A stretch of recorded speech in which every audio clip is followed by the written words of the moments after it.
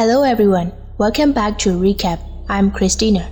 Today I'm going to talk about the South Korean psychological horror thriller film called Kiloton. Let's enjoy until the end.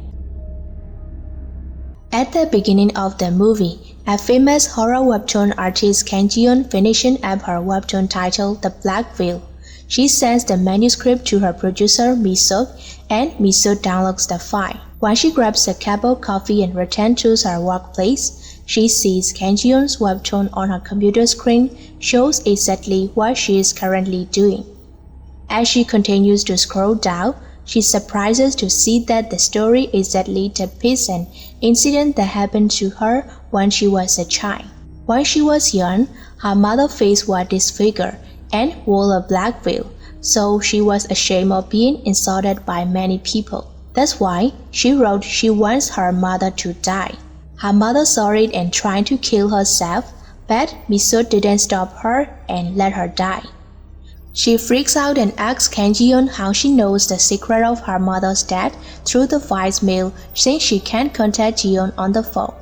At that time, the lights in the entire office suddenly turn off and the motorized blinds and shades automatically roll down.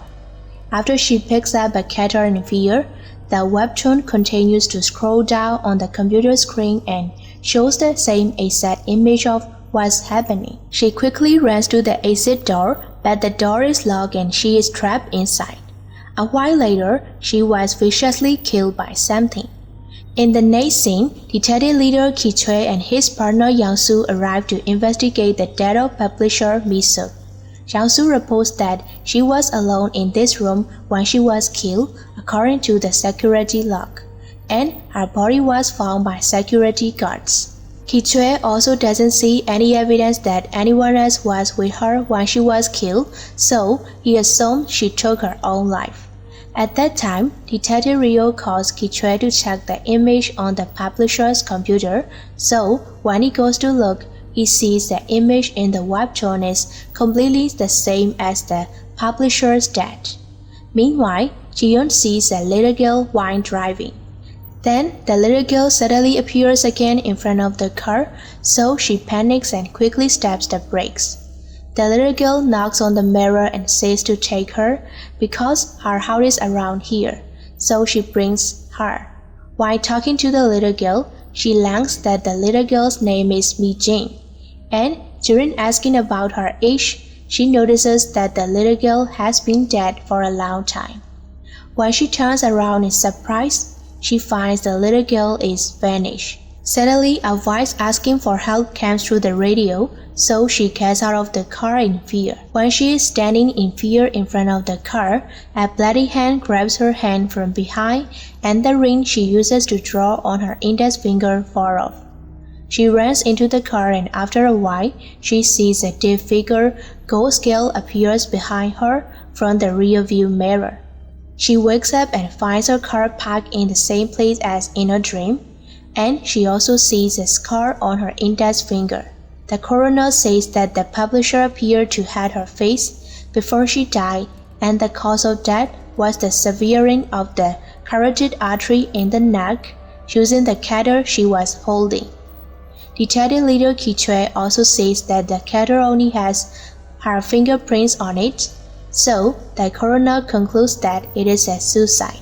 But detective leader Ki-choi tells his partner Yang-soo to contact the webtoon artist Ji-yeon because the image in the webtoon and the death of the publisher are similar. But he can't contact her.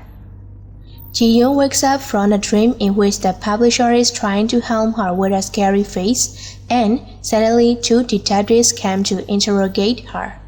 When the two detectives tell Ji-yeon that her publisher took her own life, Ji-yeon replies that she is not the one to do that. Then Detective Ki-choi shows her the image of the webtoon she drew and asks if anyone else has seen her webtoon manuscripts. She answers that no one sees this and she walks here alone. Detective Ki-choi says that the publisher's last call is her, and he shows the photos of the publisher's dying state. After that, he says that the character's death date in her webtoon and the publisher's death are completely identical. and he is suspicious of her. The detectives discover the last voicemail that the publisher left and listen to it. She was telling Ji-yeon that she received the manuscript but wanted to know how she found out the way the publisher's mother died. Later that night, partner Yang-soo shows Detective Leader that he got a hold of the publisher's diary. It's identical to the webtoon written by Ji-yeon. Meanwhile, a mortician named Jo Seung-gi is handling the dead body alone because his assistant has planned for the night. Then, he suddenly sees that the dead body's position is changed unlike before.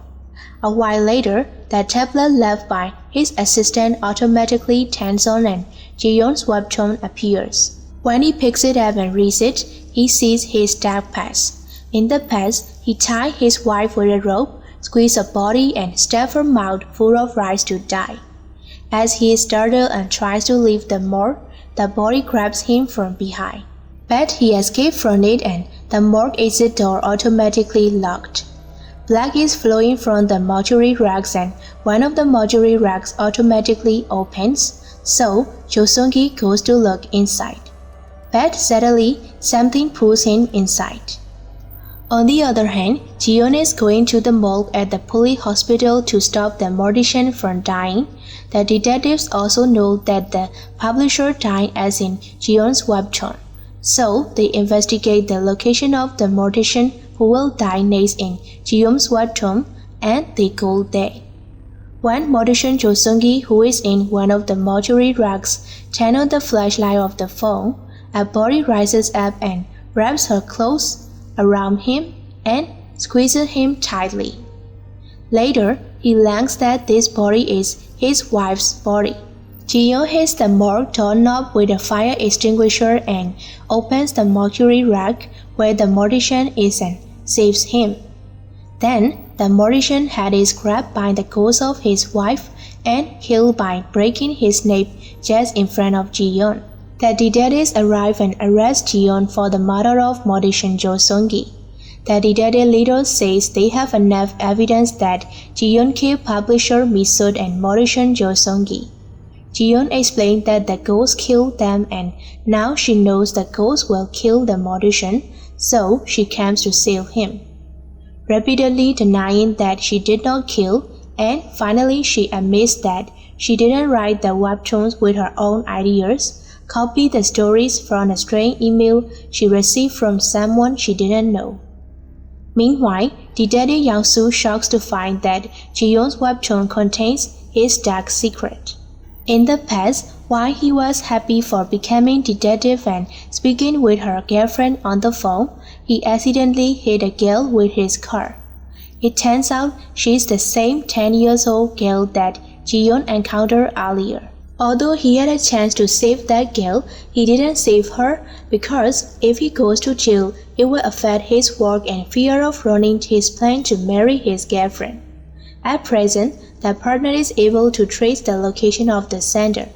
He's warned by the locals that the building where the sender resides is haunted. A psychic girl named So-hoon lives in this building and she is known in the area as the Possessed. In addition, she has the ability to talk to ghosts. One time, she drew a kid and how she'll die, and it turns out that kid died precisely as she drew. The authorities are now aware that Ji-yeon, the mortician, and So-hoon used to live in the same building.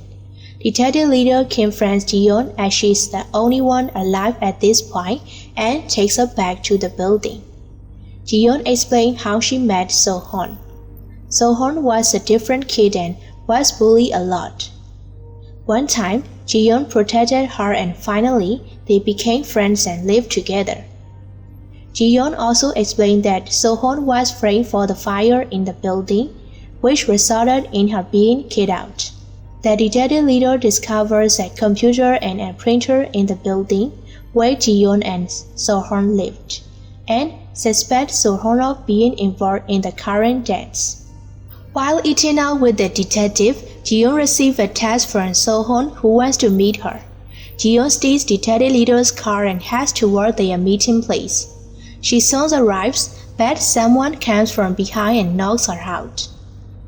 At that time, the detective leader tracks down Ji-yeon's phone and follows Ji-yeon.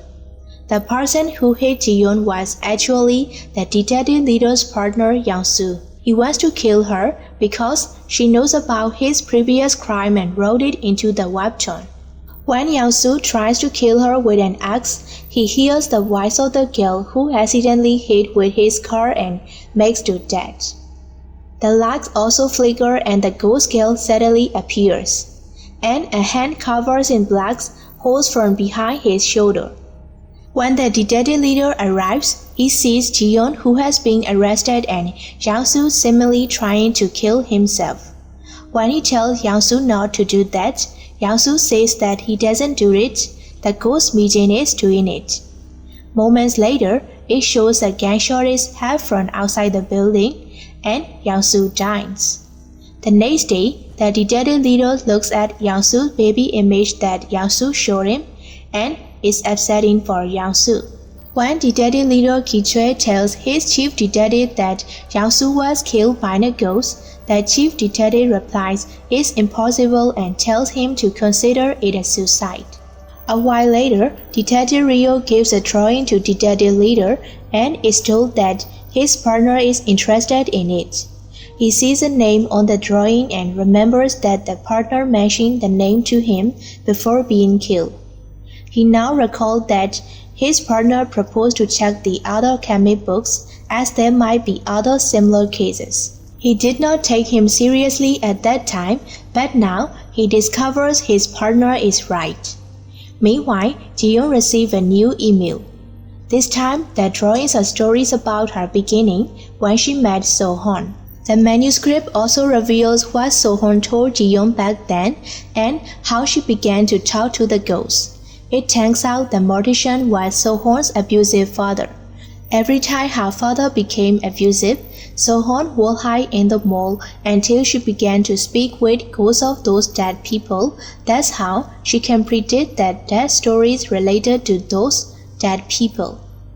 Ji-yeon took advantage of it and started copying So-hoon's stories of the dead. However, So-hoon did not like the idea of publishing them as they were stories of dead people. So-hoon then decides to burn the drawings as Hyun is upset with publishing them for the world to see. Ji-yeon loses her mind and hits So-hoon with a figurine when she tries to stop her. Eventually, when So-hoon still refuses to give up the drawings, Hyun chokes the life out of So-hoon. A flashback from the past, while being interviewed, Ji-yeon reveals that she doesn't believe in ghosts and only uses them as a metaphor to divulge an individual's darkest secrets. Currently, the detective leader goes after the building Ji-yeon and So-hoon live in the past, where Ji-yeon may present. Even though Ji-yeon hits the detective leader from behind with an axe, he escapes with only minor pain. After Ji-yeon stabs the detective leader's leg with a piece of glass, the detective leader shoots Ji-yeon, who is holding an axe. But she is now mortally wounded. When the detective leader says that Ji-yeon killed So-hoon because of her greed, Ji-yeon replies that the detective leader is the same as her. And she shows the drawings on the wall how the detective leader accidentally killed his partner after stopping him from taking his own life. He killed his partner by accident, but he just made it look like a suicide case and chose to keep the secret to himself to save his career. And now, when the detective leader tries to kill Ji-yeon to cover up his murder case, his dead partner Yang-soo appears and controls to point his gun towards his heart, killing him. Thank you so much for watching. Please click on the red subscribe button and press the bell icon. That way, you will know every time a new video is uploaded. See you in the next videos. Bye bye.